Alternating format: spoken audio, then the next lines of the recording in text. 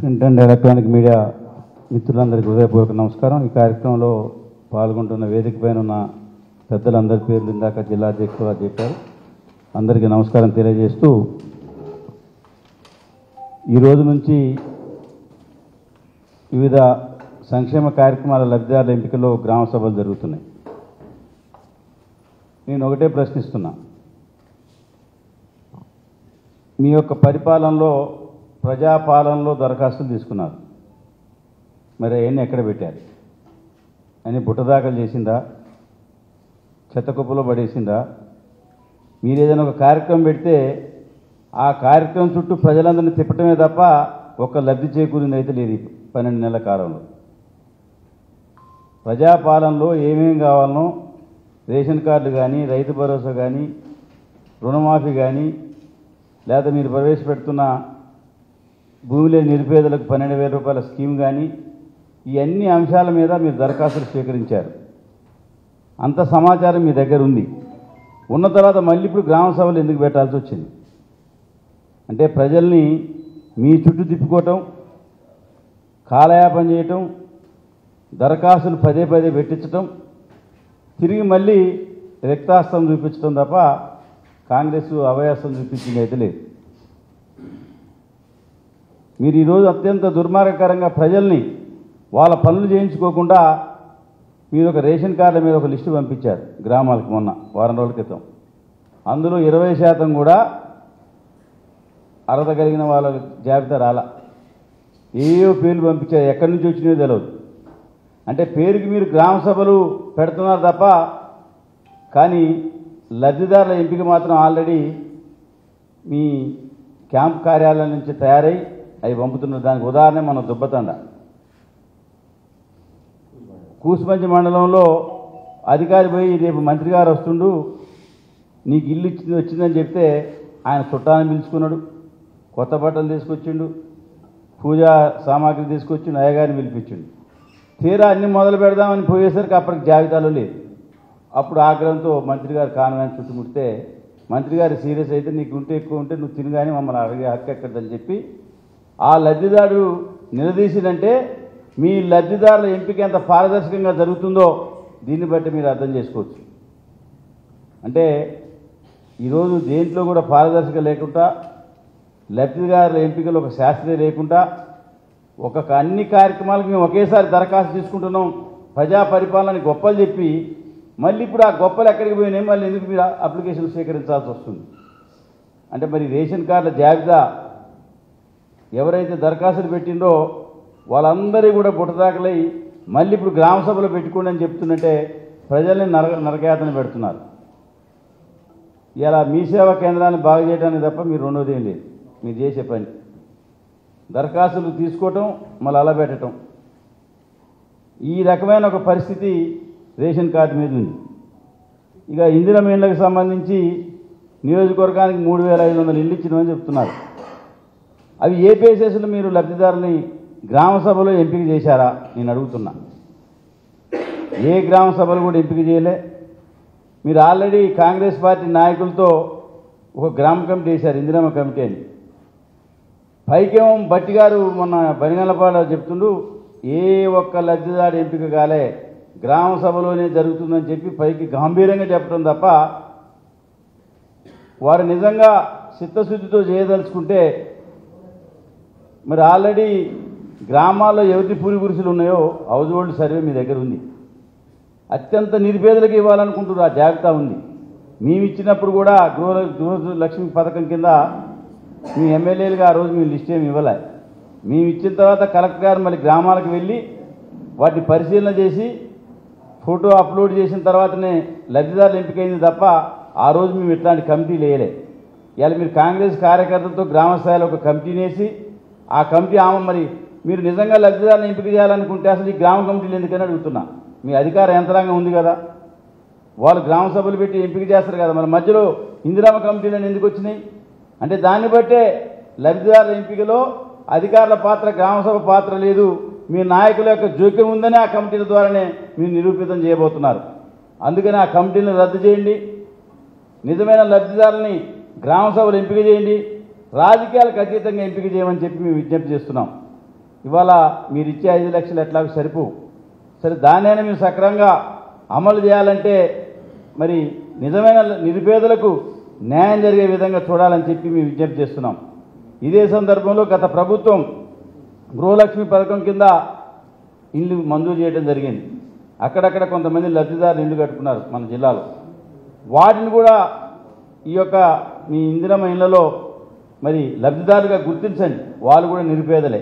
వాళ్ళు ఎవరికి ఓటేశారు ఎవరికి తెలియదు. ఇలా వాళ్ళు ఇల్లు బేస్మెంట్ లెవెల్ ఉన్నాయి, కొన్ని స్లాబ్ లెవెల్కి వచ్చినాయి, కొన్ని స్లాబ్స్ కూడా పడిపోయినాయి. వాళ్ళు నిరుపేదలే. మీరు రాజకీయ కక్షలకో కార్పణ్యాలకో మీ ఇందిరమ్మ కమిటీలో చెప్పిన పేర్లతో ఆ లబ్ధిదారులను పక్కకు పెట్టొద్దు. ఆ లబ్ధిదారులు ఎవరైతే ఇల్లు కట్టుకున్నారో వారిని కూడా మీరు అధికారుల ద్వారా సర్వే చేయించి ఆ నిరుపేదలు ఎవరైతే ఉన్నారో వాళ్ళకు కూడా న్యాయం చేయాలని చెప్పి ఈ సందర్భంగా మేము డిమాండ్ చేస్తున్నాం. ఇక మూడోది రైతు భరోసా. ఇవాళ నేను ఒక పేపర్లో చూశా.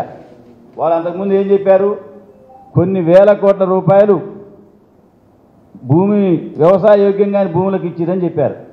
సత్తుపల్లి నియోజకవర్గం మొత్తం నేను ఇవాళ చూస్తే 800 ఎకరాలు మాత్రమే సాగుకి యోగ్యంగాని భూములకు ఇచ్చినట్టుగా చెప్పారు. అంటే కేసీఆర్ గారు ఎంత పారదర్శకంగా ఇచ్చాడో దీన్ని బట్టి అర్థం చేసుకోవాలా.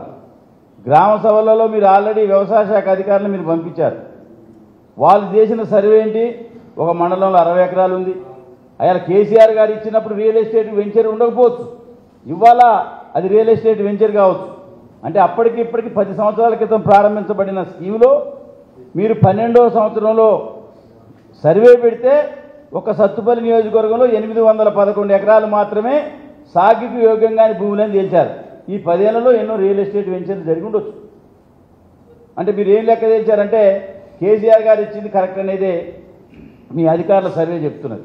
అంటే ఆల్రెడీ మీ దగ్గర వ్యవసాయ శాఖ విస్తరణ అధికారులు ఉన్న తర్వాత 5,000 లోపు ఎకరానికి ఒక ఎక్స్టెన్షన్ ఆఫీసర్ ఉన్నాడు. వాళ్ళ దగ్గరే రైతుల జాబితా ఉంది.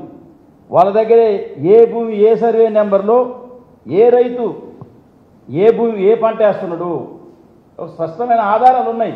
ఉన్న తర్వాత దీనికి మీరు ఎగ్గొట్టాలని చెప్పి మీరు అనుకొని మళ్ళీ మీ ప్రభుత్వ పని విధానం మీద సర్వే చేసిన తర్వాత పూర్తి స్థాయిలో వ్యతిరేకత వచ్చిందని గమనించి మళ్ళీ ఇప్పుడు మీరు ఏదో ఇవ్వాలని అనుకుంటున్నారు. మీరు ఏ పథకమైనా ప్రారంభించిన తర్వాత చివరి వరకు తీసుకెళ్ళింది ఒక్కటి చెప్పండి. ఇందాక మధుగారు చెప్పాడు, ఒక రైతు అల్లిపురం, మేము ముదిగొండ మండలం పన్న ఫంక్షన్కి పోయినాం. ఆయన తుమ్మల గారికి ఏజెంట్గా ఉండని చెప్తున్నా. ఆయన ఒకటే అడుగుతుండు, మంత్రి గారిని మా గ్రామం రమ్మనండి, ఎంతమందికి రుణమాఫీ అయిందో నేను ఆయన ఎమ్మటి ఉండి చూపిస్తా. 20% కూడా మా గ్రామంలో కాలే. నేను 1,90,000 రూపాయలు మాత్రమే నేను లోన్ తీసుకున్నా. ఇవాళ వాళ్ళు చెప్పిన 2 లక్షల లోపు ఆ రుణమాఫీ మా గ్రామంలోనే 20% మించి కాలేదంటున్నారు. అందుకని మేము కూడా ఒకటి అనుకుంటున్నాం, బీఆర్ఎస్ పార్టీ తరఫున మండలానికి ఒక గ్రామాన్ని ఎంపిక చేసి ప్రభుత్వం యొక్క లబ్ధిదారుల యొక్క వివరాలను తీసుకొని ఇంటింటికి వెళ్ళి రుణమాఫీ అయిన వారికి ఎంతమంది ఉన్నారు, రేషన్ కార్డు అసలు వచ్చిందా లేదా, లేదా ఇందిరమ్మ ఇల్లు అసలు నిజమైన నిరుపేదకు వచ్చిందా లేదా, మీరు చేపట్టబోయే పథకాలన్నింటినీ ఒక కాలం ఇచ్చి మేము కూడా సర్వే చేసి శాస్త్రీయ ఆధారాలతో మీ యొక్క బండారం బయటపెట్టాలని చెప్పి కూడా మేము అనుకుంటున్నాం. అంటే మీరు మరి 3 మంత్రులు ఉన్నారు, మీరు చెప్పిన గ్రామానికి పోదాం, ఈ రుణమాఫీ అయిందా లేదా, 2 లక్షల రూపాయలు రుణమాఫీ, మీరేమో అసలు మనిషికి 2 లక్షల రుణమాఫీ అని చెప్పిండ్రు. లాస్ట్కి వచ్చేసరికి కుటుంబం యూనిట్గా ఒక్కరికి అని చెప్పి అదొక పెద్ద మోసం. దాంతో చాలామంది రైతులు 3, 4 కొడుకులుంటే కుటుంబంలో 4 భార్యాభర్త 2 కొడుకులుంటే 4 లోన్ తీసుకురు, అవి 8 లక్షలైనాయి. ఇలా భారమైంది, అవి కట్టే పరిస్థితి లేదు. ఈ రకమైన పరిస్థితి ఉన్న తర్వాత ఇప్పుడు రెండో పక్కన మీరు మళ్ళీ పూర్తి స్థాయిలో అయిపోయిందని చెప్పి ప్రకటించారు. మీరు ఏ ఆధారాలతో రుణమాఫీ అయిందని ప్రకటించారు? దాని మీద ఆధారం లేదు. మొన్నటి వరకు ఏమి లెక్కలు ఉన్నాయని కేసీఆర్ గారు రాళ్ళు రప్పలు గుట్టలకి వ్యవసాయ యోగ్యంగాని భూములకు 1000 కోట్లు మీరు మరి దుర్వినియోగమేనని చెప్పారు. కానీ ఇలా సత్తుపల్లి నియోజకవర్గం ఇవాళ నేను పేపర్లో చూశాను. దయచేసి ఆ మిత్రులు కూడా దాన్ని గమనించాలా, ప్రజలు కూడా గమనించమని చెప్పి విజ్ఞప్తి చేస్తున్నాను. ఇక ఆ తర్వాత ఇంకొక స్కీమ్ పెట్టబోతున్నారు, ఇందిరమ్మ ఆత్మీయ భరోసా.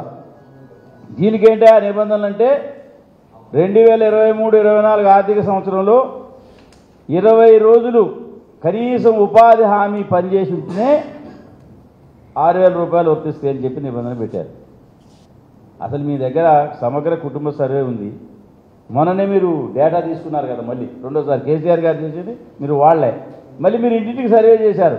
ఆ సర్వేలోనే మీకు మరి పూర్తి స్థాయిలో రావాలిగా. మీ సర్వే నిజమైన సర్వే అయ్యి అది లోపభూయిష్టంగా లేకుండా ప్రజలందరూ స్వచ్ఛందంగా పాల్గొంటే మీ దగ్గరనే ఆధారాలు ఉన్నాయి కదా, మళ్ళీ దానికి ఒక పెద్ద భూతత్వంలో దరఖాస్తులు పెట్టమని చెప్పటం, దానికి మళ్ళీ సర్వే పేరుతో ఉపాధి హామీ ఎవరైతే ఉన్నారో వాళ్ళు మినిమం 20 రోజులు చేయాలని చెప్తున్నారు. ముదిగొండ మండలంలో 16,000 జాబ్ కార్డులు ఉన్నాయి, 18,000. వాళ్ళు లెక్క తీస్తే 1200 మందికి కూడా రావట్లే ఆ మండలంలో 6,000 రూపాయల స్కీమ్. అంటే ఇది కూడా మరో మోసం కాబోతుంది. మేము డిమాండ్ చేస్తున్నాం, ఒక కుటుంబం యూనిట్గా ఉంటే 1/2 ఎకరం భూమి ఉండొచ్చు, అంత మాత్రాన వాళ్ళకి భూమి ఉందని చెప్పి మీరు తప్పుడు పద్ధతుల్లో చేయొద్దు. వాళ్ళకి 2 కొడుకులుంటే వాళ్ళు బాగా మంచుకుంటే భూమి కూడా రాదు. అందుకనే భూమి లేని పేదల్ని ఎంపిక చేసినప్పుడు ఆల్రెడీ మీకు సర్వే ఉన్నది, గ్రామంలో యంత్రాంగం ఉన్నది, రెవెన్యూ వ్యవస్థ ఉంది, పంచాయతీ సెక్రటరీ ఉన్నారు. ఇంతమంది ఉన్నప్పుడు మళ్ళీ మీరు మళ్ళా దరఖాస్తులు పెట్టాలా, లేకపోతే ఉపాధి హామీ మన జాబ్ కార్డుని ప్రామాణికం అంటున్నారు. ఉదాహరణకి ఒక రైతు నిజంగానే భూమి లేని వాళ్ళు ఒక్కరోజు కూడా పోరు, మరి వాళ్ళ సంగతి మీరు 20 రోజులు రావాలని చెప్పి చెప్తున్నారు. ఒక వ్యవసాయ కూలి ఏదో పని ఉండి ఆ సంవత్సరంలో ఉపాధి హామీకి పనికి పోడు, మరి వాళ్ళని మీరు ఎట్లా గుర్తిస్తారు? అంటే మీరు ఏ స్కీమ్ పెట్టినా ప్రచార ఆడంబరం మాత్రం తప్ప ఆచరణలో అమలు చేసే పరిస్థితి కనపడట్లేదు, చిత్తశుద్ధి లోపిస్తున్నది. అందుకనే ఈ గ్రామ సభల పేరుతో కాలయాపన చేసే కార్యక్రమం కాకుండా మీకు చిత్తశుద్ధి ఉంటే మీరు మొన్ననే సర్వే చేసిన సమాచారం మీ దగ్గర ఉంది, ప్రజాపాలనలో దరఖాస్తులు ఉన్నాయి, నిరుపేదలు ఎవరో, భూమి లేని పేదలు ఎవరో, భూమి ఉన్న పేదలు ఎవరో ఆల్రెడీ వ్యవసాయ శాఖ దగ్గర సమాచారం ఉంది, వ్యవసాయం ఏ పంటలు వేస్తున్నారో వాళ్ళ దగ్గర లెక్క ఉంది. ఈ అన్ని లెక్కలు ఉన్నాక మళ్ళీ అప్లికేషన్ల పేరుతో కాలయాపన చేసే కార్యక్రమాన్ని మానుకొని అర్హత కలిగిన మీ పెట్టిన స్కీమ్స్లో అందరూ లబ్ధిదారులకు రాజకీయాలకు అతీతంగా ఇవ్వాలని చెప్పి ఈ ప్రభుత్వాన్ని డిమాండ్ చేస్తున్నాం.